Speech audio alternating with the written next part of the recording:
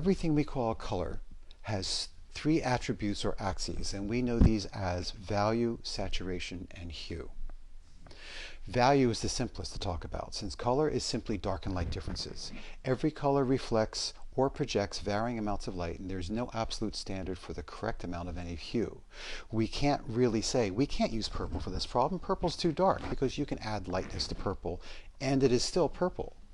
Well, what we're looking at here is a gradation from black to white, and it's very easy for us to see this as one concept, a gradation.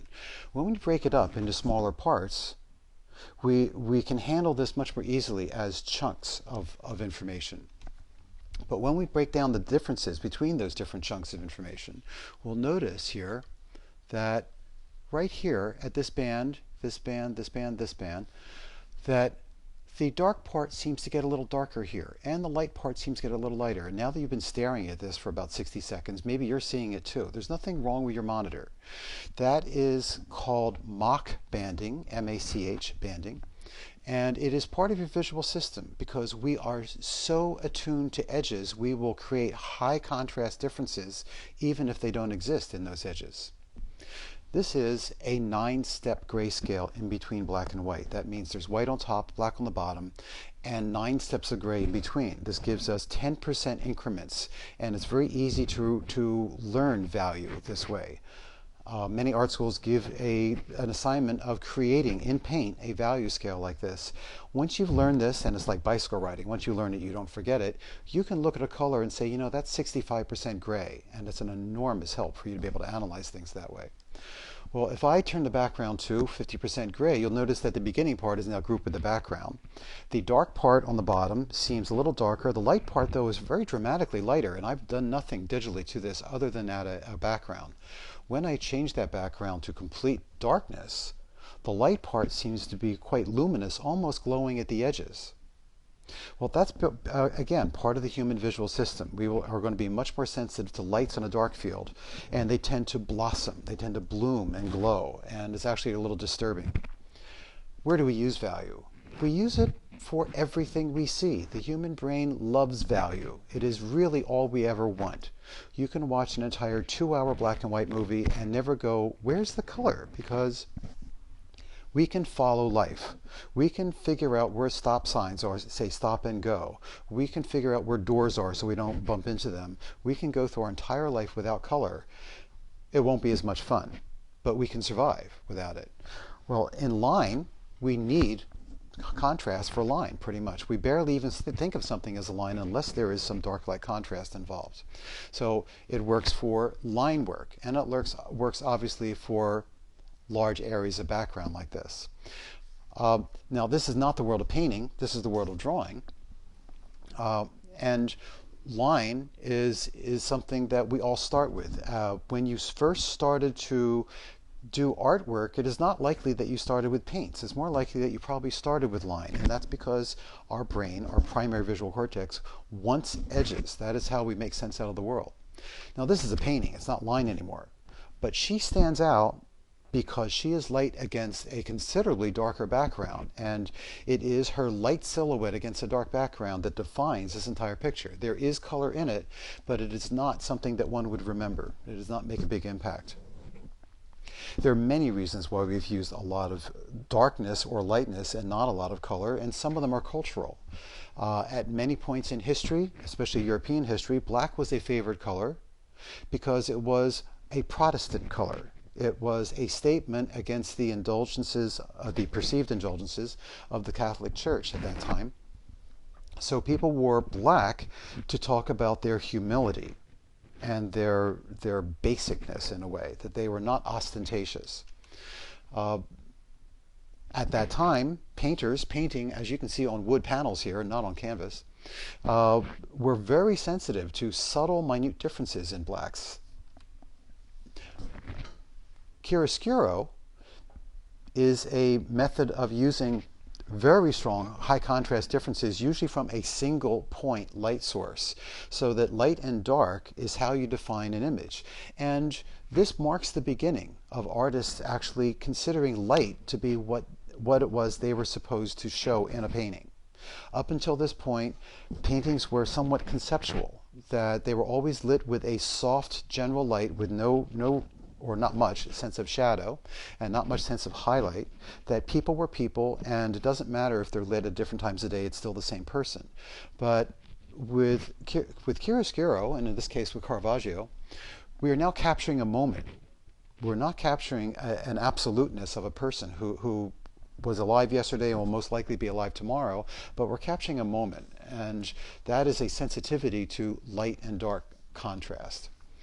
Caravaggio certainly used light and dark contrast for almost everything he did. He rarely used much color, and when he did, the color was almost always simply red. Now, this has a lot more color in it. In fact, this has close to a rainbow in it, although there's no violet and there's not much red. Its impact is the sharp line that occurs when you see this very brilliantly lit carved stone building in Petra through this crevice in the rocks. That crevice is the painting almost, and what you see beyond it is treasure practically. But that is the structure of this painting, a very vertical structure, and it's based on value. Goya's famous May 3rd, 1808 painting is a colored painting, but color is actually incidental. There is some blood on the ground, but it is that white shirt that people remember. And when you in an art history class may refer to this painting, it is most likely that victim in the white shirt that you remember. Usually an artist will make a point and surround that white with darkness, so they stand out as a big silhouette. But this was meant to be a bigger, more emotional general impact, and not so much about form, but about a moment. Okay, this is the opposite. We're looking into a bright thing, the sky. And things that are not so bright in front of us are silhouetted because our eyes can process only so much light, and we can't really get into detail much. But I've been talking for about 30 seconds now, and maybe by now you're realizing that this isn't a silhouette painting. This is a red and green painting, but it's taken that long. It takes a number of seconds for you to start noticing that the value, which is what hits you first and which gives you that first sense of pleasure in looking at the painting, is a beginning step, but it's not the entire story. There's a lot more going on here than that. But we want value. This man is silhouetted against a light sky. There is almost nothing as dark as he and his horse is, although there are some shadows on the ground miles away from him. That means that this was done to create a bold, somewhat heroic silhouette. And that is the point of this. It is not about color relationships, nor is it about line. It's about one single area defined by being dark against a light background. This is also about silhouette, but now we have some value relationships and even very, very subtle color relationships. There is color in here. There's a blue sky, there is some orange in the ground for dirt, and there is even some hints of green here and there. But primarily, this is, again, a silhouette against a silhouette. So it's a little bit richer than the painting that we just saw. Saturation, the second axis of color, is not brightness. This is a common misconception. Brightness is not a word that belongs in color theory very well because it confuses us.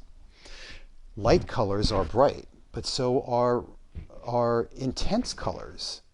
So saturation is actually purity and intensity. I knew somebody once who said that saturation was color squeezed out of the tube, and that is not a very useful definition, because if you squeeze gray paint out of a tube, it's not saturated, it just simply hasn't been mixed with anything yet. Saturation is a perception of intensity.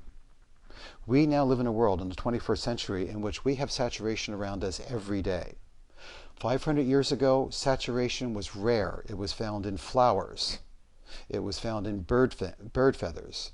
But it was hard to create it in textile fabric and hard to create it in paint, with some minor exceptions. In this particular painting, the fabric is what is most saturated. Now, she has a ruddy red glow, and so does she. And this dead head has none of that redness in it anymore either. So part of the meaning of this painting is that she is alive and he is dead. And you can tell by simply their complexion. But the big impact of the painting is fabric. And this is going to be true throughout our entire DVD practically. The paintings I'm going to be referring to are often from an era in which fabric was one of the biggest challenges to paint, because that was where you could really manipulate color and be proud of something that human beings made. I hope this helps you understand what saturation is. Obviously, that fan and that kimono are highly saturated, and nothing else in this image can actually come close to matching the intensity of that saturation. The chair is highly saturated, and this is an unusual choice. But if the chair is this saturated, then the person sitting in the chair is not going to seem as intensely colored. And for some subjects, that is actually exactly what you want. This person wants to seem modest. She is wearing black and white. She has pale skin. And if she were seen against a black wall, you would be much more aware of the intensity of her complexion. But right now, you compare that to the chair and think, oh, well, her complexion is very pale because the chair is so vivid. This is a Pre-Raphaelite painting by Edward Burne-Jones, and this was created in the mid-1800s. Why that's so special, and why the color looks different here than it did in the Middle Ages, is that the 1800s provided us with an explosion of new paints, and they were far more saturated than artists had ever had to use before. The Pre-Raphaelites were one of those groups of artists that was fascinated with these new saturated paints and tended to really almost show off their saturation. There's no metaphorical meaning to the color that I can tell you about. I'm not aware of it. Not all the color is saturated. This certainly is not saturated back here, but this fabric and the flowers and these other fabrics are highly saturated. If you saw this in a photograph, you would be suspect. You would think that somebody went in Photoshop and actually changed that a little bit. This is done hundreds of years earlier. But again, it's fabric in which the saturation occurs. There is not a lot of saturation in nature, as I hinted at before. Saturation is found in little tiny exceptions in nature. Saturation in nature is found in insects and butterflies and birds and flowers, sunsets to some degree, sometimes trees in the autumn. But those are all sort of exceptions. Most of nature is sort of brown and gray. Many people who are painters have been told that they need to stress browns and grays in their paintings, in a sense, that you cannot use color straight from the tube because that's just simply not what nature is made of. In the 21st century, that's a somewhat old-fashioned idea now, but if you are trying to represent nature, there is some sense to it.